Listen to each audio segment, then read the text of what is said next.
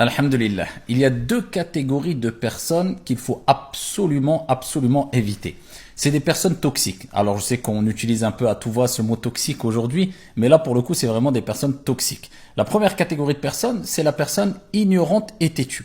C'est une personne qui, même si tu lui apportes 1000 arguments, elle va s'entêter. Et elle va vouloir faire basculer l'échange, le débat vers une polémique, tout en sachant que le prophète alayhi salatu wassalam a dit dans le hadith rapporté par Abu Daoud, je promets, je garantis une maison à la périphérie du paradis pour celui qui délaisse la polémique, wa in kana muhiqqan, même s'il a raison. Mais la personne têtue, même si tu veux mettre fin au débat pour éviter la polémique, elle dira oui mais et elle voudra continuer. Et c'est une personne têtue et souvent due à son ignorance. Alors je parle pas de l'ignorant qui reconnaît son ignorance. C'est la personne ignorante qui ne reconnaît pas son ignorance. Et c'est pour ça que Khalil ibn Ahmad rahmatullahi alayhi, il disait il y a 4 catégories de personnes et parmi ces catégories de personnes, il y a rajulun la yadri wa la yadri annahu la yadri fadhaka al-ahmaq fajtanibuh. Il y a une personne qui ne sait pas et il ne sait pas qu'il ne sait pas. Celui-là est un idiot, délaissez-le parce qu'il va te faire plus mal à la tête qu'autre chose, il va créer plus d'aversion en toi vis-à-vis de lui qu'autre chose.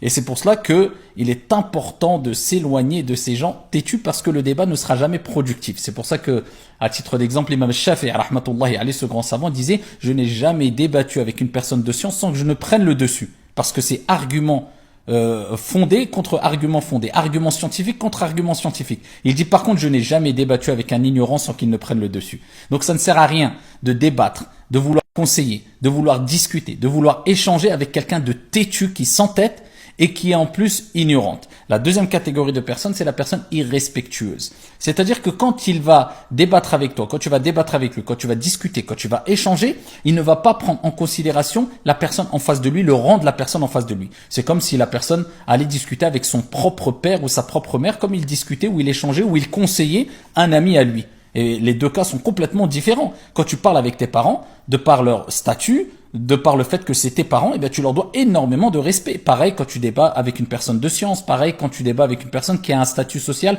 ou un rang social au-delà, au-dessus de toi. Cela ne veut pas dire que ici tu n'as pas le droit de conseiller un savant, tu n'as pas le droit de conseiller ton père ou ta mère, mais tu dois prendre en considération l'état, le statut de la personne en face de toi pour adapter ton conseil, adapter ta manière de poser des questions, adapter le fait de t'adresser à lui avec un respect particulier ou pas, de par ici le niveau qu'il a ou alors la science qu'il a ou etc.